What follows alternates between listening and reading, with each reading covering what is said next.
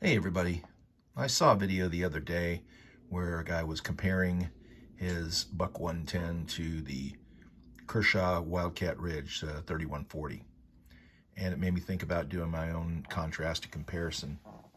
So the Buck 110 you see here is probably, I think it's 1987. Got the finger grooves in the Macassar ebony wood handle with the brass bolsters. Fantastic knife, great snap, love it. This is actually, I think, the 425M steel as well. So then you've got this Kershaw Wildcat Ridge. This one's made in Japan, not China. I believe this is AUS 8, maybe AUS 6 steel. And you've got the plastic ABS grips and the zinc alloy bolsters, right? So what's my take on these knives? Well,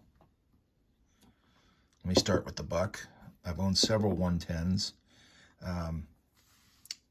The thing that I really like about Buck is I've picked up several 110s secondhand, and maybe the pivot's loose at the top, or maybe the blade's been worn down and it needs replacement. And you send it to them with a little bit of money, not much, and they give it the spa treatment, or they'll give you a new blade and send it back, and you basically have a new knife. Case in point, I picked up this little guy from a pawn shop. This is a Squire. It's an older one, and you can see it's got the maybe you can the scroll stamping on it, and then you've got these micarta handles. So I was pretty excited about getting a blade replaced on this, and getting it spruced up. And then I saw this, or is it that crack right there? You can see it. You see it better here, actually, right there. So I sent it to them anyway. I think I paid like $5 for the knife. And they sent it back to me with a letter saying that they weren't able to fix it because of that crack, but they sent me back a brand new Squire.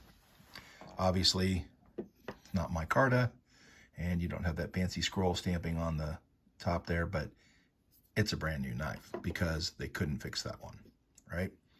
So that brings us to the Kershaw. I picked up the Kershaw secondhand, and I think I paid maybe $10 for it, so I wasn't too unhappy about that. And I got it home and discovered this. Put any significant amount of pressure, it doesn't even have to be significant, frankly, on that on the spine right there, and the lock just won't hold. So I've had Kershaw knives before. I've sent them in for new blades, what have you. So I sent it into them and asked them to fix it. And they sent it back to me and gave me a letter that said that they were not able to repair this knife.